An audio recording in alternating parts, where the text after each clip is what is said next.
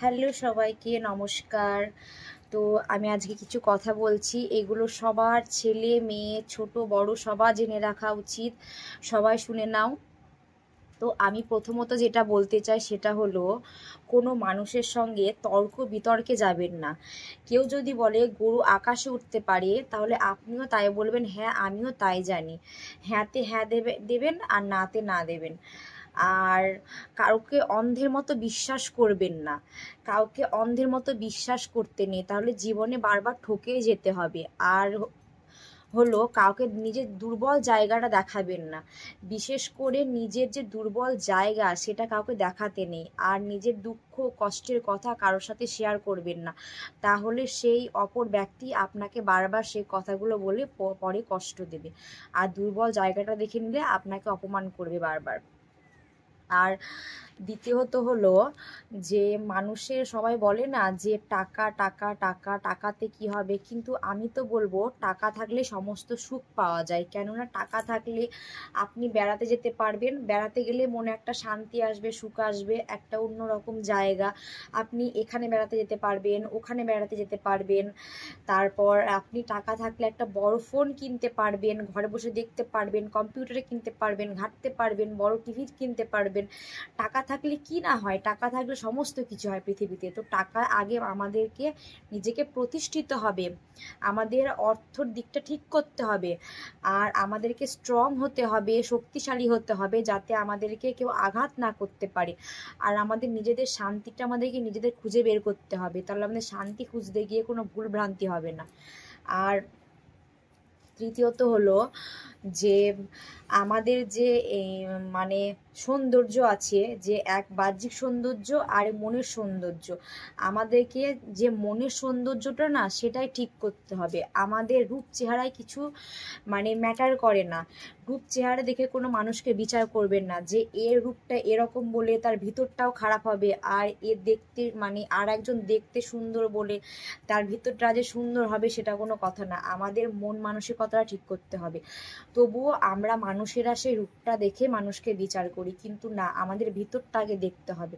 আর ভিতরটা পরিষ্কার করতে হবে, মনটা পরিষ্কার করতে হবে, মানুষের সঙ্গে মিশতে হবে। আমাদের মনের সৌন্দর্যটাই সব থেকে ভালো। বাহ্যিক সৌন্দর্য তো একদিন চলেই যায়, বয়সের সঙ্গে সঙ্গে তোমার বাহ্যিক সৌন্দর্য একদিন চলে যাবে, কিন্তু আমাদের মনের সৌন্দর্য সেটা কিন্তু সারা জীবন থেকে। আজ যদি তুমি ভালো হও, যদি তোমার মানসিকতা মন মানসিকতা ভালো হয়, তাহলে তুমি চলে যাওয়ার পরেও লোকে তোমাকে বলবে যে না, সেই মানুষটা ভালো ছিল, তার গুণ ভালো ছিল, তার মন ভালো ছিল। তোমার রূপ নিয়ে এসে কথা বলবে না। আর একটা মানুষ যদি খুবই সুন্দর দেখতে হয়, তার মন মানসিকতা যদি খারাপ হয়, কিন্তু বলবে তার সে দেখতে ভালো হলেও তার মন মানসিকতা ভালো না, এই কথাটাই আসবে। আর একটা আমি যে কথাটা বলতে চাই, এটা আমার খুব হার্টে এসে আঘাত করে, তাই আমি বলছি। তোমাদের কার করে কি না করে আমি জানি না, কিন্তু আমার হার্টে এসে খুব আঘাত করে এই কথাটা। পদবী। তো এই যে আমাদের মেয়েদের পদবী, একটা যাদের একই পদবিতে বিয়ে হয় না, একটা পদবি থেকে তো অন্য পদবিতে বিয়ে হয়, যাদের যাদের কাস্ট মেলে না আর কি। তো আমার মনে হয় তারা পদবি পুরোপুরি চেঞ্জ না করে মায়ের পদবিটাও রাখো, শ্বশুরবাড়ির পদবিটাও রাখো। আমি যেরকম, আমার মায়ের বাড়ির পদবি হচ্ছে মণ্ডল, আমি ইতি মণ্ডল, আমার শ্বশুরবাড়ির দত্ত। তো আমি রেখেছি ইতি মণ্ডল দত্ত। আমার শ্বশুরবাড়িতে কোনো চাপ সৃষ্টি নেই, আমাকে বলা হয়েছে তোর যেটা ইচ্ছা সেটাই করবি। তো তোমাদেরকে বলছি, কিছু কিছু মেয়েরা আছে যারা মানে আমি উঁচু নিচু কাস্ট বলে কিছু মনে করি না। মানুষ, সবার আগে আমরা মানুষ, মানুষের রক্ত লাল, আমরা সবাই এক, উঁচু নিচু বলে কিছু হয় না। তাই কিছু কিছু মেয়েদেরকে বলছি, কিছু কিছু মেয়েরা মানে টাইটেল চেঞ্জ করে শ্বশুরবাড়ি পদবিটাই শুধু নিয়ে থাকে। কেন? আমরা জন্ম হচ্ছি সেই বাড়িতে, থাকছি, আমরা 12 বছরই থাকি বা 18 বছর থাকি বা 17 বছর বা 21 বছর বা 20 বছরই থাকি, তারপর আমি বিয়ে হচ্ছে, তা সেই পদবিটা, আমি যে পদবিটা নিয়ে জন্ম নিলাম, ক্যারি করলাম এতদিন, সেই পদবিটা ছেড়ে আসতে কষ্ট হয় না একটু? আমার তো খুব কষ্ট হয়েছিল, সেই পদবিটা আমরা ছেড়ে আসে কি করে। আর সেটা আমি, সেই পদবিটা ছেড়ে আমি নামটা লিখছি, আমি যদি লিখি ইতি দত্ত, তাহলে আমার কষ্ট হবে না ইতি মণ্ডল না লিখলে? তাই জন্য আমি লিখি ইতি মণ্ডল দত্ত। তো সবাইকে বলছি মায়ের বাড়ি পদবিটাও রাখো, শ্বশুরবাড়ি পদবিটাও রাখো। এবার তোমরা কে কী করবে জানি না, কিন্তু আমার খুব কষ্ট হয়। এরকম আমার মতো অনেক মানুষ আছে যারা নিজের মায়ের বাড়ি পদবিটাও রেখে দেয়, শ্বশুরবাড়ি পদবিটাও রাখে।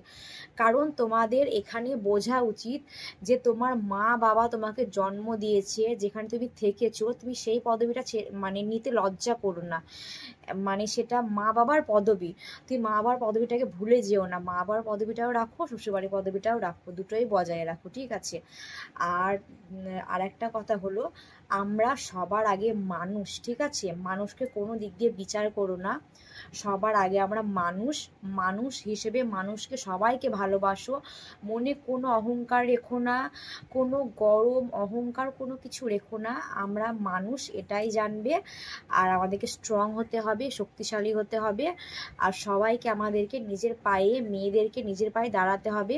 আর ছেলেদেরকেও বুঝতে হবে, ছেলেদেরকেও কিছু করতে হবে। তারপর জীবনে প্রতিষ্ঠিত হওয়ার পর নিজে নিজে যে যার জীবনে ফোকাসে থাকতে হবে। তো আমার এগুলোই বলার ছিল, পৃথিবীর সমস্ত মানুষের উদ্দেশ্যে কথাগুলো বলা। সবাই এগুলো করো। তো আমার ভিডিও যদি ভালো লাগে অবশ্যই সাবস্ক্রাইব, ফলো, কমেন্ট, শেয়ার করে দিও।